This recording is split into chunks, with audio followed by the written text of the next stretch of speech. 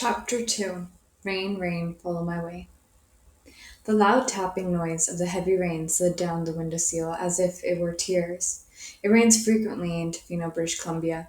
It's a beautiful place with many beaches, even though I don't appreciate the pouring rain I hear in the mornings, or the afternoons, or even during the pitch black nights. I do enjoy the sunny weather and the warmth that soaks in skin deep. Dark clouds roll in slowly, making their presence known. Surely a great storm is arising. I can feel it.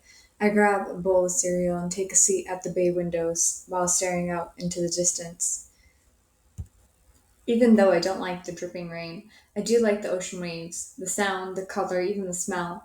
There's the sound of the waves slamming against the rocks, not to mention the seagulls that roam around in search of food.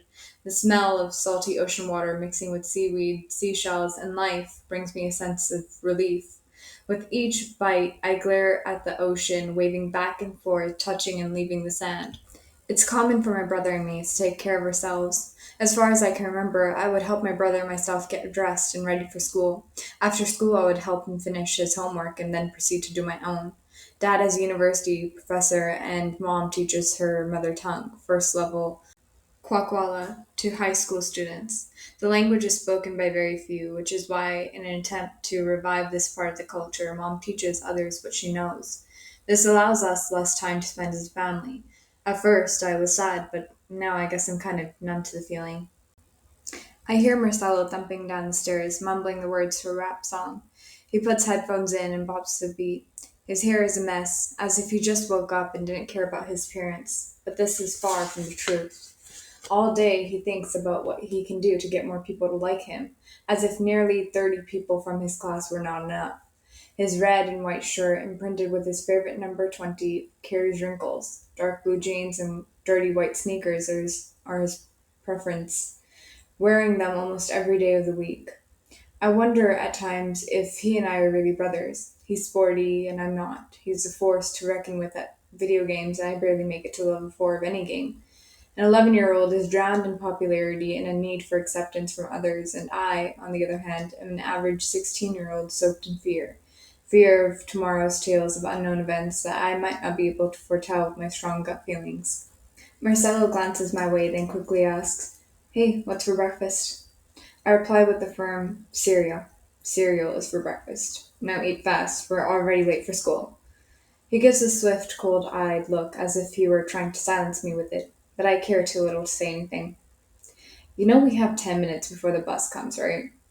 "Yeah, I know, and 10 minutes isn't a lot." "Where's mom and dad?" "Let me guess, they already left for work." Disappointment dances over his face. Today he's going to receive his first award for his good habits and behavior. I know it's not a very big award in this house, but he wants mom and dad to be there, and I feel bad for him knowing that they're not going to show. I falsely assure him, "Don't worry about it, I'm positive that they'll come, so just relax and enjoy today." He gives a slight smile while pouring himself a bowl of cereal and making his way to the kitchen island. I can tell he knows that I'm lying. With food munching in his mouth, he says, "Thank you, and I am, may have a kind of broken your video game." Giving very little information as to how he broke it, he rambles on. "I didn't mean to, like, kind of just happened. But hey, if you look at the bright side, now we both can have the game. You get one piece, and I get the other." "Oh, you're so funny." I responded with a small eye roll and proceeded to wash my dishes. The time is 8 o'clock, and I rush Marcella to finish his food, grab our bags, and speed through the door unnaturally fast.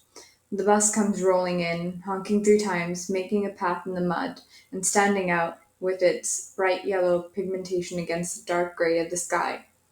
Perfect timing, I think to myself. Lightly, I give him a little push and trip on a step myself. I go to Quill's secondary school, which is on the way to Marcelo's school. The bus, piled with high school students, carries one elementary boy. This is because my mom and the bus driver Eddie, short for Edison, are good friends. The school my mom teaches at is further than the ones my brother and I study at. For this reason, Eddie drops him off at his school, which is only 5 minutes away from mine. Marcella and I sit at our usual seats, the ones right next to the door. I sit along the window side, keeping my thoughts to myself and looking out at the muddy road just as the bus starts to move. The clouds are getting darker with every second. Yeah, there's definitely a storm coming today. I whisper under my breath. A strange feeling of something bad is going to happen rushes upon me. My eyes shift from one detail to the next, the wind blowing through the leaves, the muddy trail turning into a paved road. Then there's the subtleness or the calm before the storm. The rain is slowly coming to a halt, but I know it's not for long. Soon it will rain heavily, like rocks falling from the sky, and there will be electricity throughout the dark clouds. Again, I shift my attention to the other people on the bus, glancing at the seats behind me. My classmates? What to say? There are about six major groups: the quiet loners, the athletes, the popular girls, the sci fi slash horror slash supernatural lovers, the mediums, people who are somewhere in between popular and unpopular, and the academics. Then there are also what I like to call the minority groups, for example, the exchange students group. There is also the occasional group of kids who went on a criminal path, drinking, smoking, bullying, not to mention being bullied. Roman Oxford, the oldest 17-year-old in our grade, belongs to this category. His name is also a synonym for one of my fears, my troubling thoughts. He sits in the last seat of the bus to keep an eye on everyone, and I swear I've seen him trying to sell white substance before, but I've never had enough confidence to call him out on it. If I do, he might send his pack of mutts my way, and I don't want that, which is why I keep to myself. Though if he ever says or does anything to the ones I care for or gets physical with someone with less power, I won't give it another thought. Scenarios play in my head as if I'm watching a movie. I imagine him teasing my brother and me being the hero, punching him in the gut, or maybe just giving him an intense stare like my dad does with his dangerous brown eyes. I quickly shatter this thought. It's not right to think of violent situations, even if he is rude and decides not to filter his mouth. Plus, my eyes are not a deep brown, rather a simple coal black. I guess the eyes are not to blame for the lack of intimidating looks. If only I were equipped with more confidence. Roman smirks and calls out to one of my classmates, Chase Alexander. He is sort of a quiet kid and is no stranger to bullying. He has gone through a lot since he had come out in grade 6. Hey Chase, what are you dreaming about? I bet you're thinking about a math teacher, huh? Roman hollered. Chase replies calmly, no, I'm thinking about our English teacher and how he didn't teach you very good English. Or maybe you just can't learn very well. Whether his reply is witty or not, many people chuckle to support him. I can tell that Roman is planning to get revenge for that comment, but I also know that he can't get physical. Last time he did, he got suspended for a month. One more strike will get him expelled from the school. The bus stops and on comes one of the most popular girls, Myra Chavez. She moved here from Puerto Rico a couple of years back. I know for a fact that Rowan has a big crush on her, and seeing that she doesn't care for him the slightest bit visibly upsets him. She's a very sweet, popular girl who's compassionate towards others. I don't know much about popular girl groups, but from what I noticed, there's a sort of queen bee, and the rest are her followers. I may be wrong, though. I always see Ramira and her friends obeying and looking for acceptance from Julia. Unlike Ramira, Julia is not very friendly. She wants popularity, good looks, and fame. This must be the reason she tries to make other girls look bad or less than her. I might have a little crush on Ramira, but I'll never tell her. She probably doesn't even know that I exist. She takes a seat next to Julia in the middle section of the bus. Roman, Julia, and her friend group gaze at her. She's wearing a black, knee-length sunflower dress with a thick net, light caramel-colored cardigan, and a pair of red sneakers. Her hair is short and jet black, hazelnut-colored skin, and beautiful blue eyes. My thoughts rapidly change as the bus is only 2 minutes away from Marcelo's school. As an older brother, I make sure he has everything ready to go. I whisper, we're almost at school. Do you have your bag ready? Also, don't forget to thank your teacher for giving you extra time on the homework. Yeah, I got my bag, and I will, he whispers back. The bus slowly stops in front of his school, and Eddie calls out, have a good day, as he waves back to her while running out of the bus to hurry inside the school. It starts to pour again, gradually increasing with every minute. My school is now only 5 minutes away, so I begin to think about today's classes. First is math class with Mr. Cage, who is easygoing. Today in class, there's going to be a test. I feel prepared. Math is a strong suit of mine. The equations are quite simple, finding x, Pythagorean theorem, those kinds of things. Then I have French. Apart from this, I learned quackle at home from mom. After this is English and finally science. Grammar and spelling are not my forte, but I'm not terrible at it either. Miss Garcia is one of those hard graders, but I'm a good student. Okay, fine, I'm an okay student. She seems to be in her own world sometimes. For example, once Roman came 20 minutes late and then ditched after 5 minutes, and she didn't notice him coming or going. Out of all the subjects, science does not speak to me. I breathe the air of art and live my life in my stories. I believe there's more to life than what meets the eye. There's too much mystery to overrule the possibility of something else, a different kind of being or an animal that is yet to be found. I'm not saying I necessarily believe that there are wizards with long white beards and pointy purple hats with moons and stars, or that someone can wave a hand and get whatever they want.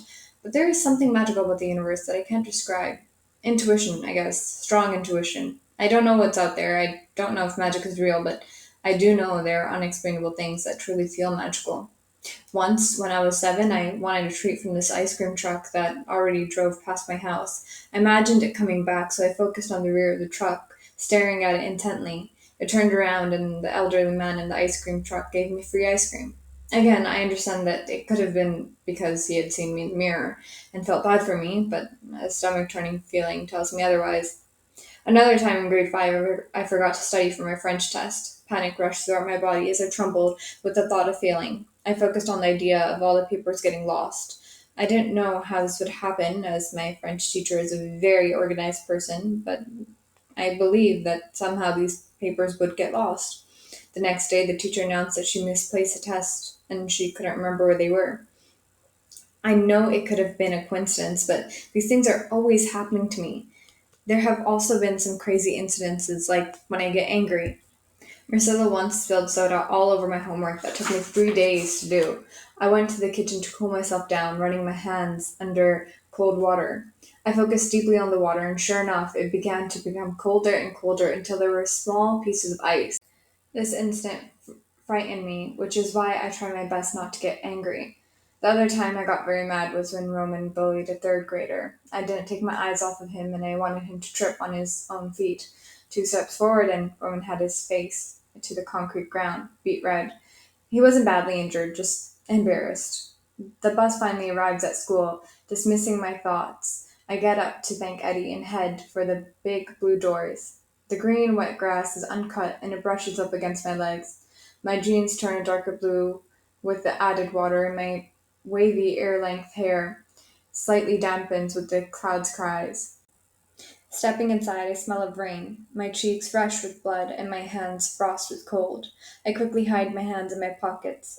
My shoes hold mud, leaving a trail of my footprints behind me. I'll have to find something to clean that with. After all, it's the right thing to do. If not, then I can at least thank the janitor for cleaning the mess I made. I look at the time and hurry to class. I guess I'll just have to thank the janitor later. End of chapter 2.